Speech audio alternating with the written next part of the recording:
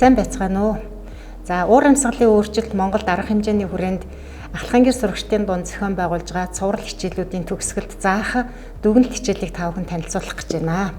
За энэ хичээлийг боловсруулахдаа ЮНЕСКОгийн уур амьсгалын өөрчлөлтийн офисоос боловсруулсан гарын авлага, за мөн Эрдэнэ өргөө сургуулийн багш Базар хамттай байгаль орчин мэдээлэл сургуулийн багш нар хамтар зохион бэлтгэсэн энэ хичээлийн төлөвлөлтийг та бүхэнд загварлан танилцуулж байгаа юм аа. За тэгээ энэ хичээлийн төлөвлөлтөөр зөвхөн байгалийн ухааны мэрэгжлийн багш нар гэхгүй аль хичээлийн багш бол сурагчдад хичээл заах боломжтой гэж ингэж үзэж байгаа. За энэ хичээлийн гол агуулга нь болохоор физикийн хичээл, газар зүйн хичээлтэй бол агуулгын хувьд бол нэлээд тохиромжтой.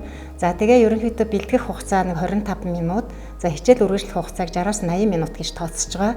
За ер нь бол ахлахын гэр сурагчдад энэ удаагийн хичээлийг бэлтгэсэн байж байгаамаа. За тэгээ суралцлагын үр дүнгийн хувьд болохоор ямар үр дүнд хүрэх вэ гэхээр сурагчдад байгалийн янз бүрийн үзэгдлийн шалтгаан үр дагаврыг тодорхойлж, уур амьсгалын өөрчлөлтийн шинжлэх ухааны үндэслэл, за мөн түүний байгаль орчинд үзүүлж байгаа нөлөөллүүдийн харилцан хамаарлыг зургаар харуулах ийм сурагчдын маань хүрэх үр дүн буюу хичээлийнхэн зорилгыг ингэж тодорхойлж байгаа. За мөн сурагчид бол дараах хүрээнд суралцна гэж үзэж байгаа. За нэгдүгээрт нь энэ сэдвийн талаарх нэгдсэн системтэй ойлголттой болно. За хоёрдугаарт нь дэлхийн мандлуудын хоорондын хамаарлыг бол сумаар холбон зурна. Тэгээ дэлхийн мандлууд гэхэлэр та бүхэн мэдж байгаа. Усан мандал, агаар мандал, хуурай газар буюу биологи олон янз байдал. За мөн шин мандал буюу амьд бие организмуудын гэсэн энэ дөрвөн мандлын хоорондын уялдаа холбоо харилцан хамаарлыг. За гуравдугаарт нь болохоор уур амьсгалын өөрчлөлтийн талаарх бүх мэдлэг ойлголтоо нэгтгэнэ гэсэн ийм зорилгыг сурагчдын өмнө тавьж байгаа. За тэгээ хичээлд ашиглах үндсэн түлхүүр нэр томьёонууд байна. Энд бол уур амьсгалын өөрчлөлт, экосистемийн үйлчилгээ, цогц систем, хүний үйл ажиллагаа, хуурай газар гэсэн түлхүүр өгнүүдийг бол хэрэглэнэ. За сургалтандаа бид ухамтгууны сүлжээний арга гэдгийг бол хэрэглэх гэж байгаа.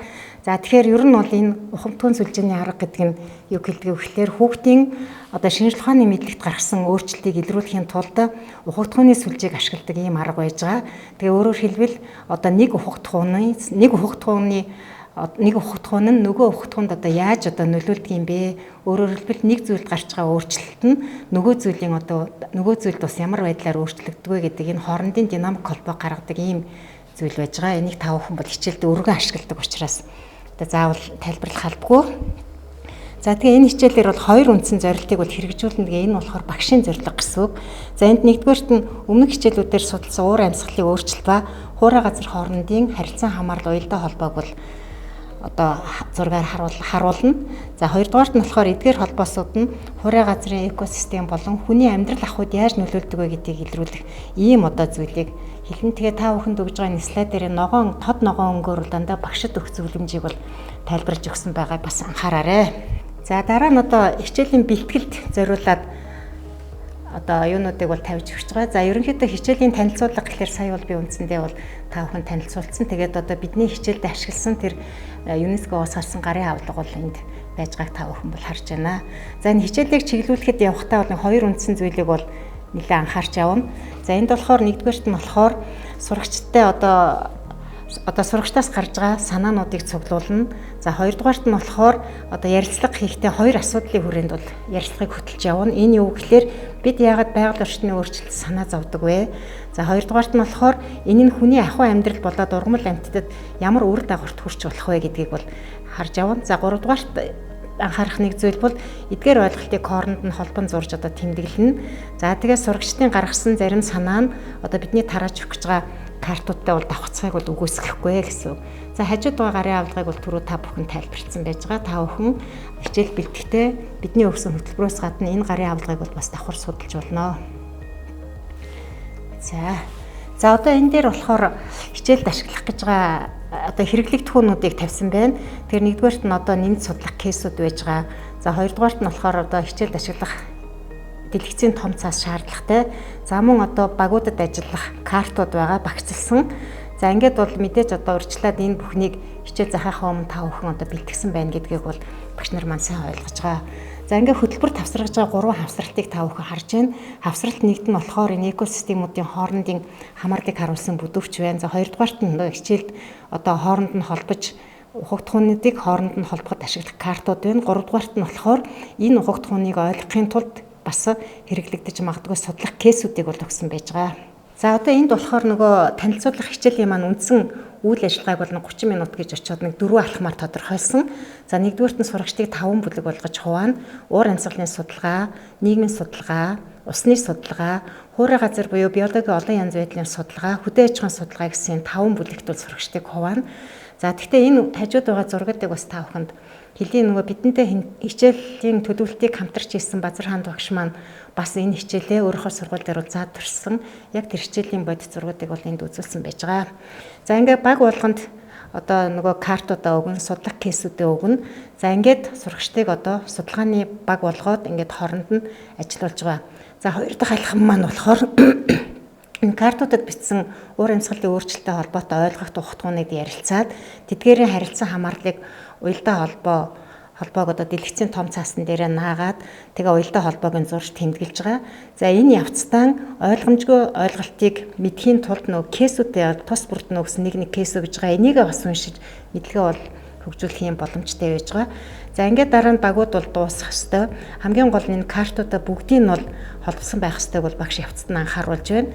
За ингээд төгсгөлд нь болохоор баг болгоноос нэг хүүхэд гарч өөрийнхөө багийн ажлыг бол танилцуулна. За ингээд энэ танилцуулах явцад хүүхдүүдийн одоо бодож байх ёстой багшаа анхаарч явах асуудал бол уур амьсгалын өөрчлөлтөд одоо хүн болгон дасан зохицож чадах уу?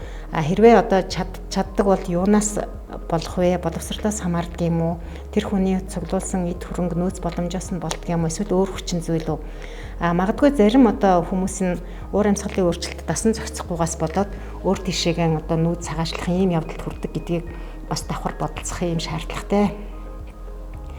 За ингээд энэ одоо багийн ажлын дараа одоо хичээлийг бол багш нэгтгэн дүгнэнэ. Гэхдээ одоо боломжтой бол багш нар маань хичээлдээ одоо аймаг орон нутгийнхаа ч юм уу мэргэжлийн байгууллагын эксперт хүнийг бол урин оролцуулж болно.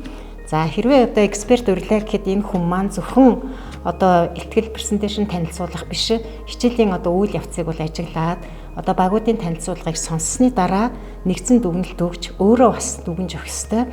За энэ эксперт буюу багшийн танилцуулах ёстой гол зүйл маань юу гэхээр одоо багуудын ажлыг сайн болж муу болж дутуу болж гүйцэд болж гэж хэлэхээс гадна энэ 5 баг хэдийгээр тустай ажилласан боловч энэ багуудын одоо үйл ажиллагаа бол нэг л юмд зангидагдаж байгаа шүү гэдгийг энэ бүдүүвчийг бол ашиглана. Тэгэхээр энэ бүдүүвчийг та бүхэнд бас хавсралт нэгээр бол өгчөж байгаа учраас энийг томоохон хэмжээтэй хүүхдэд харагдахаар хэвлээд бэлтгэсэн байвал зохино. За тэгээд энэ бүдүүвчийн дагуу нөгөө нэг зүйлээс болж энэ одоо хамгийн тэр доотлын хэсэгт байж байгаа 5 одоо суурьт нь одоо нөгөө 5 багийн маань чиглэл байж байгаа, сэдв байж байгаа. За эндээс холбоо хамаарлуудаа болоод байрлуулах ёстой. Мөн хүүхдүүдэд өгж байгаа энэ дунд бичсэн карт маань бол 29 карт байгаа. Баг болгонд 5-аас 7 карт өгсөн. Тэгэхээр энэ 29 картуудын хоорондын холбоо хамаарлал зөвхөн нэг багийн дотор биш нийт ангиараа бол ингэж бас систем нь харагдах юм шүү гэдгийг та бүхэн бас хичээлийнхаа үргэлжлэл болоод ингээ явуулах боломжтой байж байгаа. За ер нь бол энэ ухагтхууны сүлжээ гэдэг энэ арга маань бол энэ одоо ялангуяа уур амьсгалын өөрчлөлт буюу тэр түрүүчийн миний тайлбарласнаар нэг ухагтхуунд гарч байгаа өөрчлөлт нь нөгөөд одоо ямар нөлөө үзүүлдгийг бидийг ойлгоход бол нэлээд их чухал арга гэдгийг бол та бүхэнд дахиад бас давтан хэлэх гэж байна. За тэгээ энэнийг бас ингээд заахад энэ хичээл уур амьсгалын өөрчлөлтийн сэдвийн үндсэн ойлголтуудыг одоо нэг өгүүлбэрээр нэг санааг нэг өгүүлбэр томьёолон бичээд энийг хооронд нь холбоно гэдэг нь бол нэлээд их чухал ач холбогдолтой юм зүйл байж байгаа. За энэ хичээлд орсноор сурагчид маань одоо хэдийгээр одоо ахлахын хүртлэн суралцсан ч гэсэн бас өмсийн хоорондын харилцан хамаарал уялдаа холбоог одоо сайн ойлгоогүй ийм сурагчид байдаг. Тэгэхээр түүнд нь бол дэмжлэг болдог. Үүнээс болоод ийм зүйл болдсон байх штэ гэдгийг ойлгуулж байгаагаараа бол нэлээд ач холбогдолтой юм аа. За ингээд энэ дүгнэлт хичээлийн талаар доо багшийн зөвлөгөөг бол энэ ногоон дээр бичсэн байж байгаа. Ер нь бол энэ хичээл ямар ач холбогдолтой юм бэ? Өөрөөр хэлбэл нэг бүлэг сэдв үзсний дараа дүгнэлт хичээл ер нь ямар ач холбогдолтой юм бэ гэдгийг багш та бүхэн надаар хэлүүлдэггүй бараг мэднэ. Гэхдээ давтаад хэлье. Энэ бол өмнөх хичээлүүдээр сурагчид юу үзснээ одоо үнэлж өөрийн үнэлгээ хийхэд нь тусалдаг. Хоёрдугаарт нь тухайн сэдвт хамаарах ойлголтуудын харилцан хамаарал уялдаа холбооны талаар ойлголт нь буруу байсан, эсвэл дутуу ойлгосон, эсвэл мартсан зүйл байсан бол энэ бүгд эргэн санахад нь бас томоохон одоо дэмжлэг болдог. За мөн одоо энэ одоо нэгэнт багаар ажиллаж байгаа ялангуяа энэ одоо хөгтөн сүлжээний арга буюу одоо манайхны хэлцэнснээр оюуны зураглал хийж байгаа энэ хичээлийг аваад үзэхэд одоо бүх зүйлд ганцхан зөв хариулт байна гэж итгэж болохгүй. Тэгэхээр баг болгоны хийж байгаа ажил болгон үн цэнтэй энд оролцож байгаа хүүхдүүдийн оролцоо болгон чухал гэдгийг бол бодох хэрэгтэй. За хамгийн чухал нь одоо бүгдүүд хоорондоо зохион байгуулагдаж сэдвийн хүрээнд одоо санаа бодлоо хэлж байгаад уялдаа холбоог олж уялдаа холбоотой сэтгэх үйл явц нь их чухал юм а гэдгийг бас давтан хэлмээр санагдаж байна. За үйл ажиллагааны гол зорилго нь болохоор сурагчид бүлгээрээ харилцан ярилцаж тухайн сэдвийн хүрээнд юу ойлгосноо тайлбарлах явдал. Тэгэхээр энд бол хүүхэд алдаа гаргана гэж айхгүйгээр аль болохоор чөлөөтэй ярилцаж тэр картуудыг одоо уялдаа холбоог нь болж байрлуулахын төлөө дуу хоолойгоо хүргэж байгаа нь бол их чухал юм аа.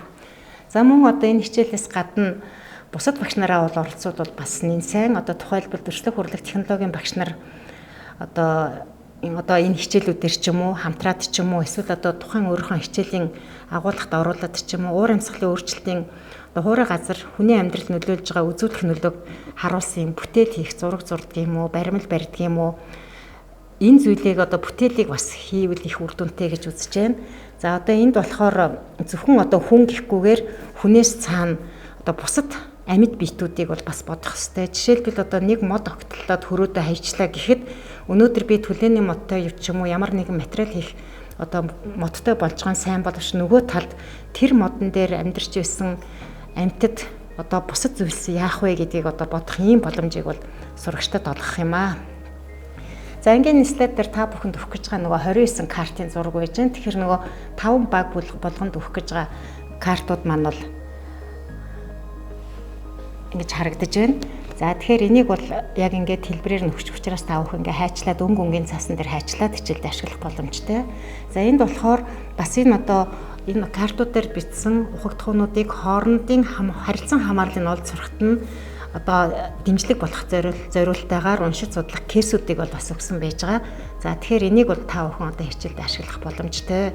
За тэгээ эцэст нь дахиад нэг дүгнж хэлэхэд энэ хичээлийг бол заавалчгүй одоо байгалийн ухааны багш заана гэхгүй анги удирдсан багш нар аль ч мэрэгжлийн багш нар бол ингээд энэ өгсөн хэрэглэгдэхүүнийг энэ зөвлөмжийг ашиглаад заах боломжтой. Ингээд та бүхэнд амжилт хүсье.